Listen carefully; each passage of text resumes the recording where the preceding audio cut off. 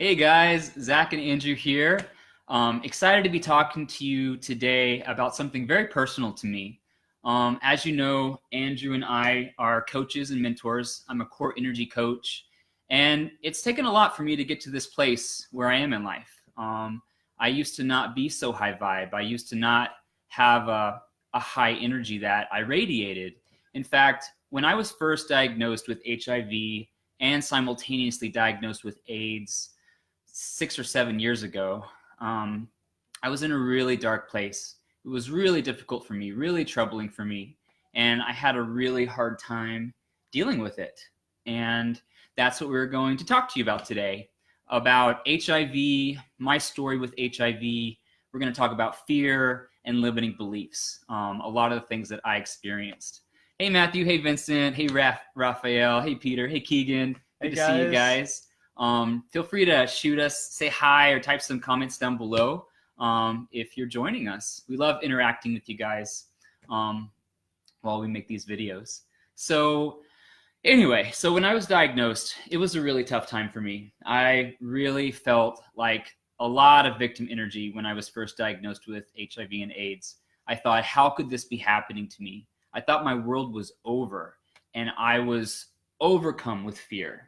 I was afraid that I would never have a happy life. I was afraid that I would never be able to be in a relationship. And when I was diagnosed, I was so sick and it had progressed to AIDS. I thought, honestly, I wasn't even going to live for another year or two because in my mind, people with AIDS, they die right away. And so when the doctor told me that, I thought everything was over for me. My family and, close friends were in the hospital with me. And I just remember thinking, wow, this is it. My life is over.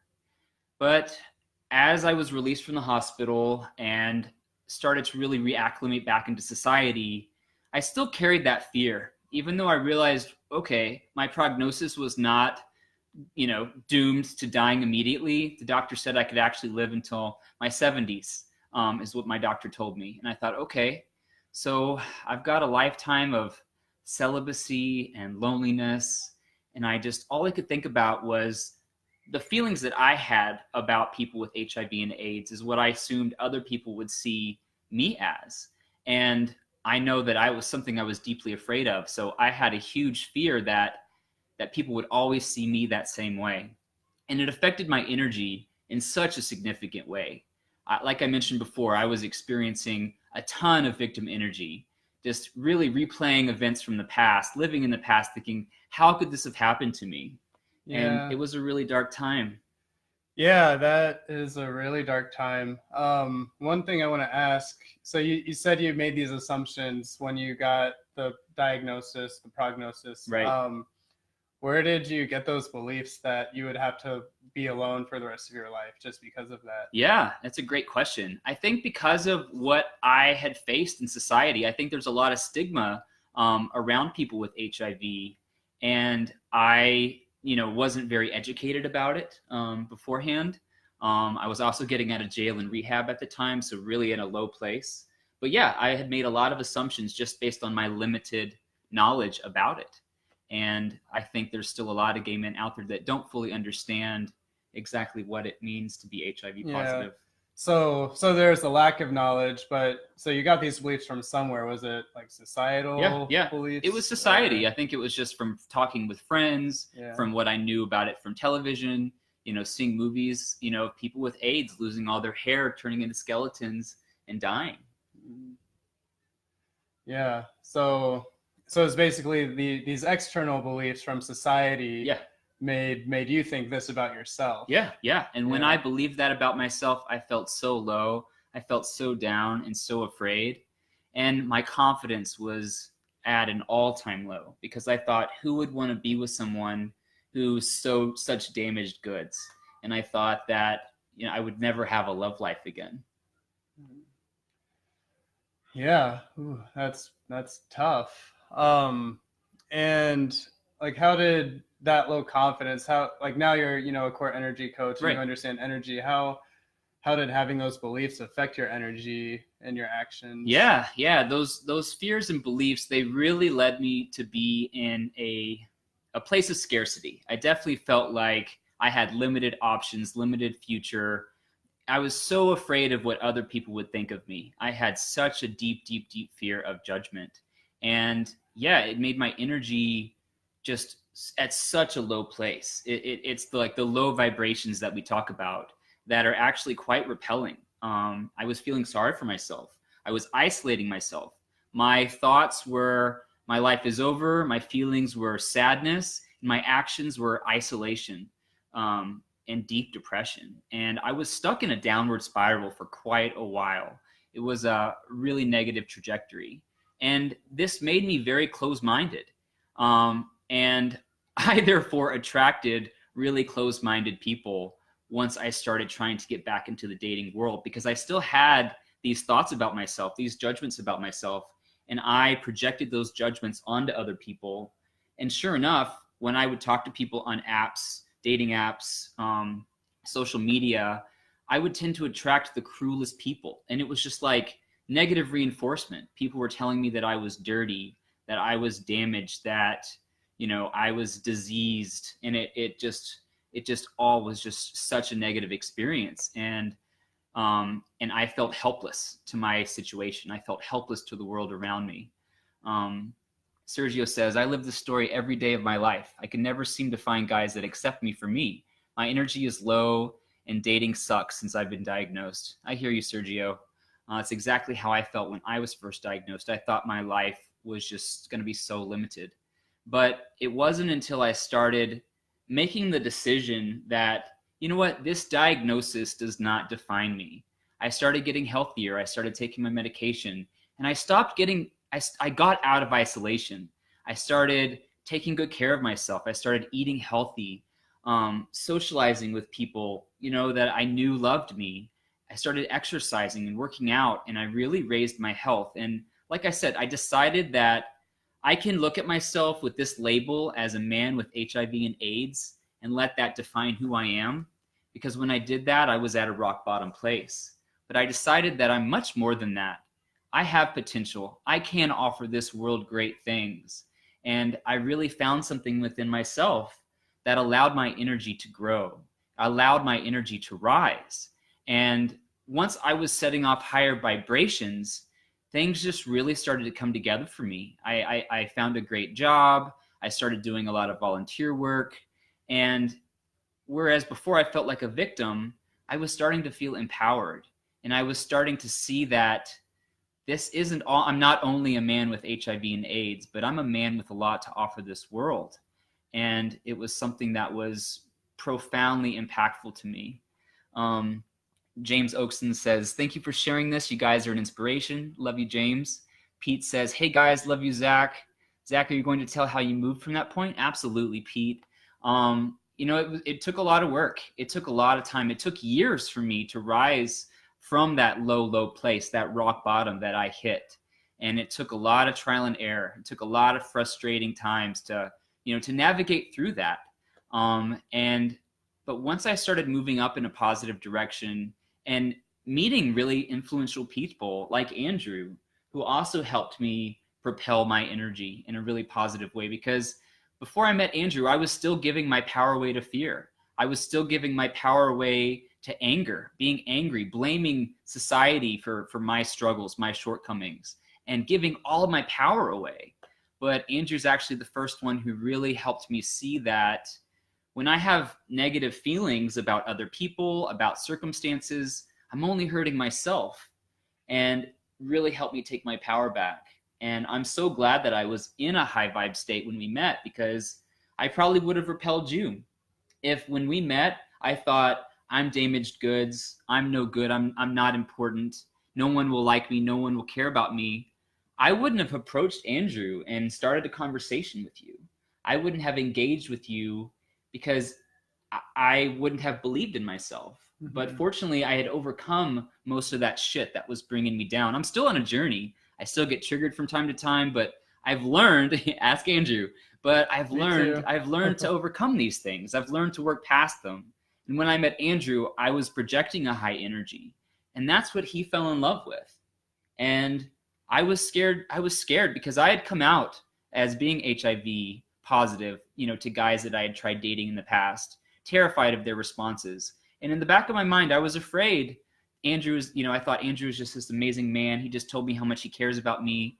And on our very first date, I told Andrew that I'm HIV positive, being transparent. I didn't say it from a victim type mentality. I just wanted him to know. I wanted to be vulnerable and express myself to him. And I think because I was in such a high vibe energy and you were attracted to me, you knew also that there was a lot more to me than being a man with HIV positive. Tell these guys how you felt when I did that. Yeah, so honestly, it was a big surprise to me, number one. And something that I wasn't as educated about, 3 years ago as I am now. And so I definitely was not excited when he told me. I was like, oh, okay, like, yeah, this kind of sucks. It's not what I dreamed of. But then I thought, you know what? Like, I feel so attracted to this man. I feel so much love for him. How stupid would I be to let something like that get in the way? And so at that time, I was like, okay, whatever. We can just use condoms all the time. Yeah. And now that I'm more educated, I know undetectable means not transmittable. And so so we don't use condoms anymore. Yeah. And we have a very full, very exciting sex life. Yeah, and it doesn't matter. It's a complete non-issue. Yeah. But it took him being open and confident in himself to just come out and say it. Yeah. It took me being open, having an open heart, being open-minded to getting involved with the man with HIV. Yeah. And knowing my worth is what really allowed me to raise my energy. Deciding, the breaking point was deciding, this is not me. I am not limited to this diagnosis. And after, quite a while, a few years of being diagnosed with HIV and AIDS, I really started taking great care of myself. And as my energy rose, I started taking better care of myself. I didn't want to eat the shitty foods. I didn't want to lay around all day and feel sorry for myself. I didn't want to stay home and not experience new things. I mean, if I was in that victim mentality, I wouldn't have gone to the volunteer event where I met Andrew. My high vibe energy is what caused me to start engaging with the world, to start putting myself out there and changing the way I saw myself. And so when I saw this amazingly handsome, beautiful guy with such a beautiful energy, so much kindness and love, I was drawn to you immediately. And because I was radiating at a high energy at that point in my life, you were attracted to me. And that's why the work that we do is so important, because this whether you're HIV positive or HIV negative, how you're showing up energetically is really at the core of all relationships. It's at the core of what makes people want to be around you. It's at the core of what draws people to you. Because as we mentioned in a video before, physical appearance is one thing, but energetic attractiveness is going to outweigh physical attractiveness every single time. It's what makes people want to be around you. It's what enables you to take better care of yourself, to live life more fully. And it's something that has been such a beautiful tool for me. And and it really is. Yeah, thanks, Tom. I'll share more of my story, my side too, soon. And it really is. It's subconscious. Like subconsciously, as a human race, we are actually all subconsciously connected, and there is science that proves this. Yeah. And so the energy, the vibrations we're putting out there, like literally our aura, our field, it's going to mesh with the auras of other people. Yeah. And we feel, wow, I feel really good when I'm with this person, or, oh, something doesn't feel right when I'm around this person. Yeah. And it literally is, it can be like a magnet, attracting, or, when you get the South Pole to the South Pole, it can literally repel and push people away. Right. And as, we've mentioned before, the subconscious mind is so much more powerful than the conscious mind. Whether or not you decide, okay, I'm going to put on a mask, I'm going to pretend to be really confident. If you're subconsciously feeling insecure and feeling, nervous about what you're wearing or your physical appearance or not knowing what to say or do, that's going to come through. people feel that energy. It's not something you can hide, at least not for long.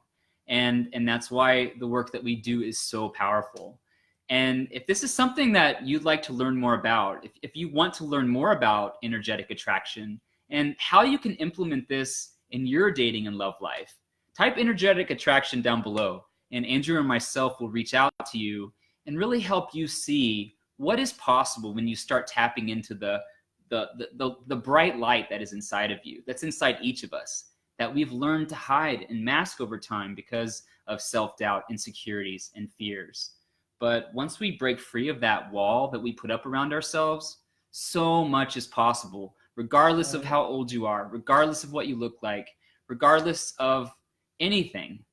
Energetic attraction is what it comes down to. Yeah, and here's the cool thing. Our natural state, our most natural state is to be really high vibrational, to be really positive, but it's just the stories we get from society as we grow up. Oh, you're not good enough if you do this. Oh, you have to be that.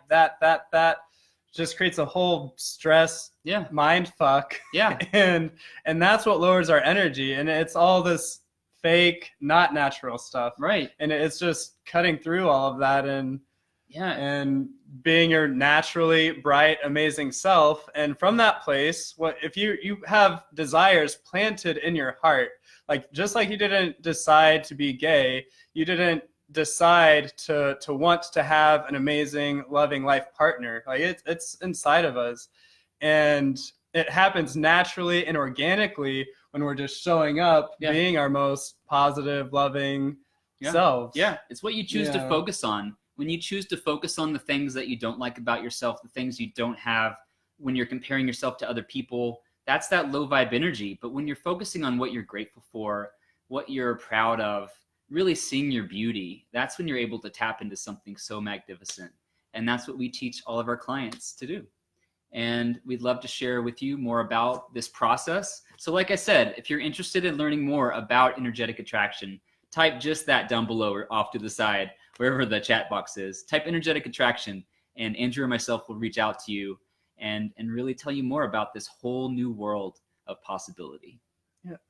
Bye, guys. Bye. All right, guys. Now. That's all we got. So we'll talk to you all real soon. Love you guys. Love you.